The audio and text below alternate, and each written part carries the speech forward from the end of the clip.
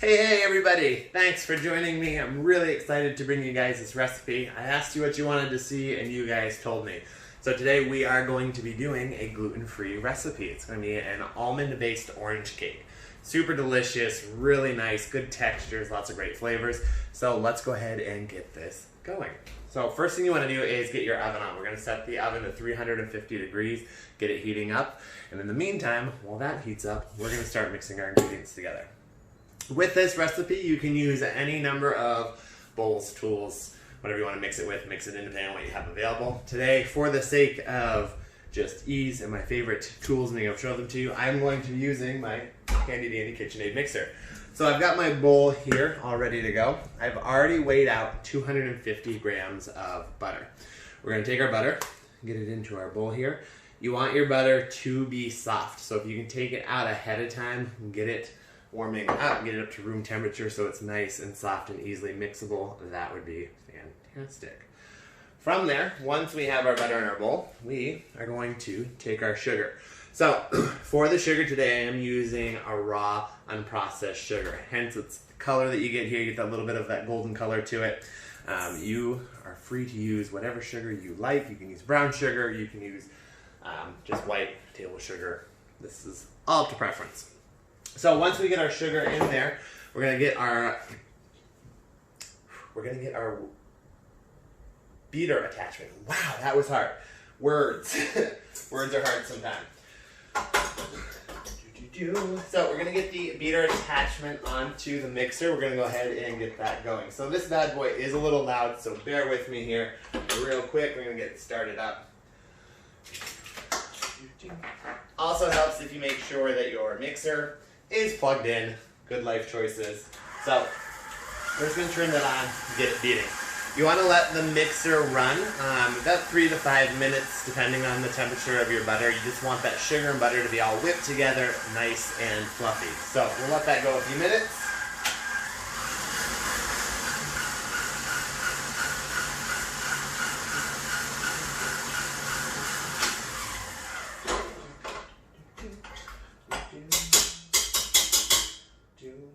Perfect. So once you got your butter all whipped up, should look nice, fluffy, creamy. Get it all mixed up in there. From there, we are going to zest an orange. So with that, where did I put my handy dandy zester?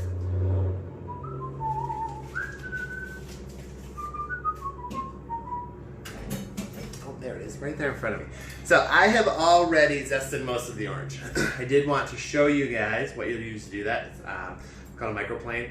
Super handy tool to have. I recommend everybody get one. Couple pieces with this. Not super complicated. You're just going to take that orange, run it right down the edge of the blade. Okay. So, like I said earlier, I did zest most of this up beforehand.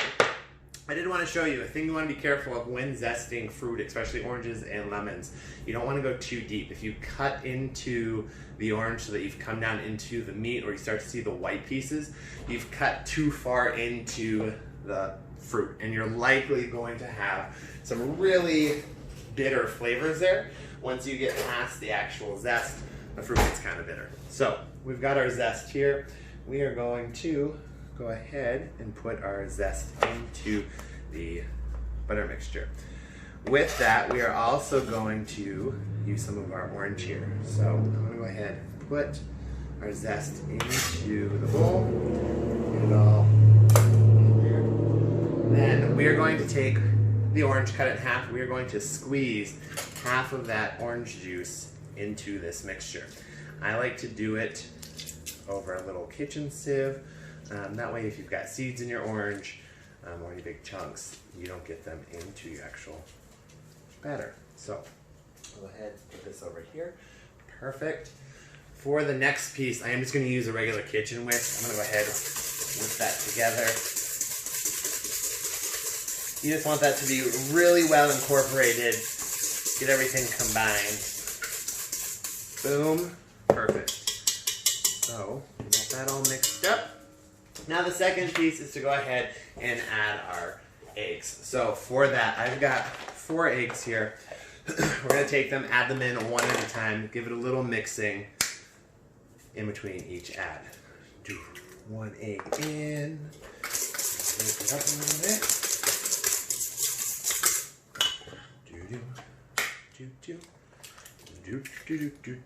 2 eggs in. Oh, you just almost watched me drop an egg on the floor.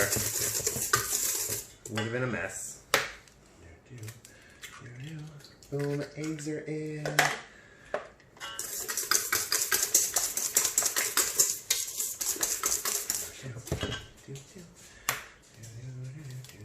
Perfect. Last egg is in and mixed up.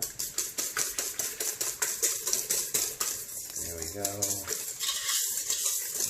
Perfect. All right. So far in our bowl, we have 250 grams of butter. We have 225 grams of raw sugar. We also have 4 eggs in there and the zest of a medium-sized orange. Please hold. Guys. Thank you. I will edit that out. Do. So again, just to recap, 250 grams of butter, 225 grams of raw sugar, 4 eggs, the zest of a whole orange, and the juice of half of one. Excuse me, a little burp there. Once we get those all done, we're going to put in our dry ingredients. So this is a gluten-free cake. So with that, there is no flour in this. So we are going to use some other things to give us that. So I've got here in my wonderful bowl, sorry, I'm looking at my notes because I totally forgot how many, 250 grams of ground almond. So I ground the almonds myself. You can use them in a food processor. You can also buy them ground. I like to do it myself. It's fun. The deal with the ground of almonds is it gives a nice little texture. If you do grind them yourselves, you want to be careful not to just throw them into the food processor and let it run. If you go too far, you actually break the almond down to the point where the oils start to come out, and you might get a super oily product. So you don't really want that. So we've got 250 grams of ground almond. We're just going to put that right into the bowl. The other piece to this that we're going to use is polenta. So I'm not using traditional polenta today. First, traditional polenta is just basically cornmeal. So there's that. It's nothing fancy. I unfortunately could not find cornmeal. So I've got cream of wheat. You can use the same thing. Polenta is typically just any kind of ground grain like this. So I can get into this bad guy. You can always tell when I'm super nervous because I sing little songs when there is silence. So bear with me, guys. Sorry. There we go. So for our polenta, or in this case, we're going to go with cream of wheat. We're just going to use 60 grams of that. So I've got the bowl on the scale. I'm going to weigh that out here real quick. Perfect. 60 grams. On top of that, we are going to add some baking powder. So you want to make sure it's baking powder, not baking soda. There is a difference. The difference being is that your baking soda requires an acid to activate. Baking powder actually has, let me just make sure I get the right amount. 2 teaspoons. Sorry, your baking powder is, your baking soda requires an acid to activate. So if you remember when you were a kid, we would take baking soda and vinegar, mix them together and get a crazy exploded mess. This baking powder already has a dry acid put into it. Okay, so once it hits the liquids, it starts to give you your reaction, give you your rising or leavening. So that again was 2 teaspoons of baking powder. We're gonna go ahead and grab our spatula. We're just going to fold that in together, nice and easy.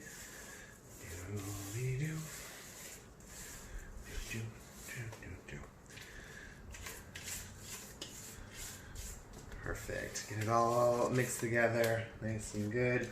I'm working on some better camera angles. Unfortunately, I only have the one camera, and I have nobody to hold it for me, so you guys are stuck stationary. You're going to get this all mixed together. I hope you guys can see that.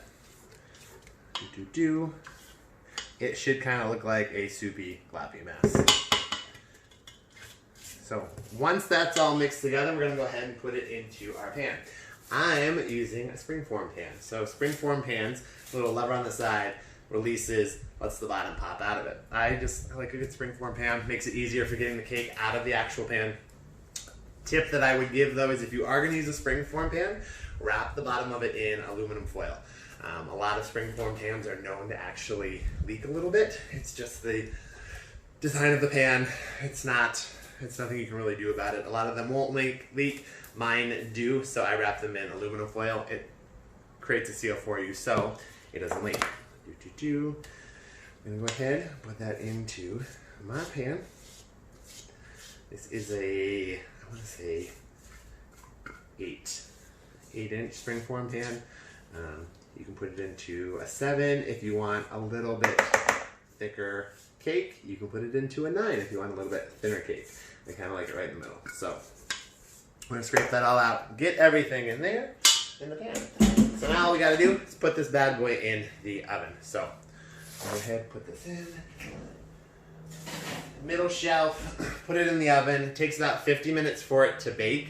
Go ahead, let it cook. In the meantime, while it cooks, we are going to make up our glaze for the cake. So let's do that.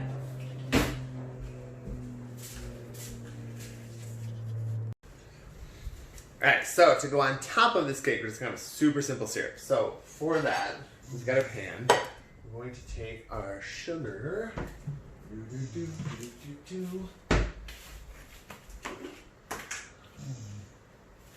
For this, super simple, really basic, you're just making a syrup for it. So we're going to take 3 tablespoons of our raw sugar. 2, 3. We're going to take our orange, the other half of our orange. We're going to give that a good old squeeze. We're going to put that juice right in on top of there. So, just going to squeeze this nice and good. Get as much juice as you possibly can out of it. So the recipe itself calls for, let me double check. I want to say it was 5 tablespoons of liquid for it. Yeah, so you'll need about 5 tablespoons of liquid into your glaze. The sugar in and of itself, the orange juice in and of itself is not going to give you the full 5. I typically find that a half of an orange, you get about 1 solid tablespoon. So I'm just going to take some water. Boom, put a little water in there. We will grab a whisk. Whisk for days. We'll just give that a little bit of a mix. Then we're going to put it onto the stove. So once you get it onto the stove, you're going to let it simmer until all the sugar is dissolved. You want to be super careful with this piece here because there's not a ton of liquid in that pan. It's going to reduce really quick and it's going to get really hot really fast. If you take the temperature too high and you let it actually boil, it might turn into actual like a super thick, sticky mess. So you don't want that. We just want to get it hot enough for the sugars to break down and dissolve. Once it's all done, then the sugars have broken down. We go ahead and just turn the heat off on it. So we'll give that a few minutes. We'll let it reduce down. Let's give it a little stir. And then once it's done, we will put it right on top of the cake, which is going to be coming out of the oven in just a minute. Full on hard boil. It's just little bubbles. So we're going to go ahead and cut the heat off. All the sugar is dissolved. And we're going to take our cake out of the oven now.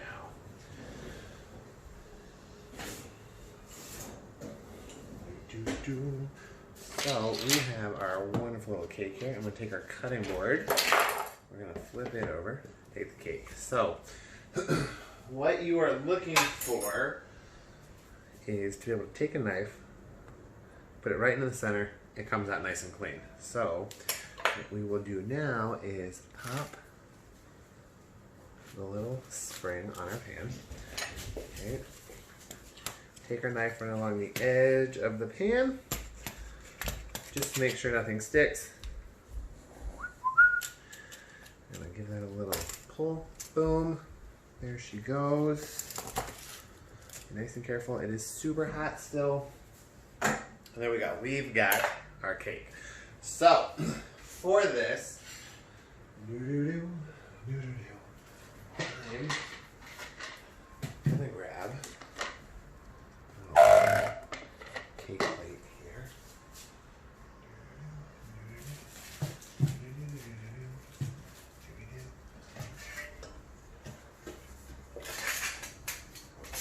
So we're going to take the bottom of another pan. We're going to use that to flip this up onto. So again, this is still hot, so you want to be very careful. Ideally, you want to give it a few minutes just to cool down. I want to put my glaze on my cake while it's still nice and hot. So we're going to go ahead, pull that there. Your aluminum foil is going to cool off really quick, so despite the fact that the cake is still pretty hot, perfect. Should be able to pull that right off. Now we have our wonderful little cake here. It is. I'm gonna move this cutting board out of the way. Just careful. We're gonna slide this over just a little bit. So while it is still hot, we are going to take our orange syrup and we're just gonna drizzle it over the top of the cake. Give it a nice, good, even distribution. Careful not to splash it on yourself. Then, from there, we have some almond slices. We're just going to take some almond slices, sprinkle them right across the top to finish. Boom. Boom. There you go.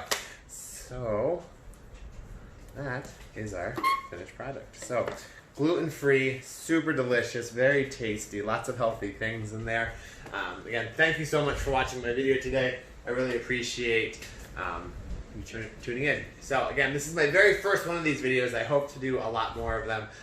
Please leave any comments, feedback, anything that you think might make my videos better and more enjoyable down in the comments below. You can find me on Instagram at Gold4Life. That's the number 4, Goaled for life. I'll put a link to my Instagram there as well. If you want to be able to vote on what recipes I do next, go ahead and follow me on Instagram, and I will see you guys later. All right.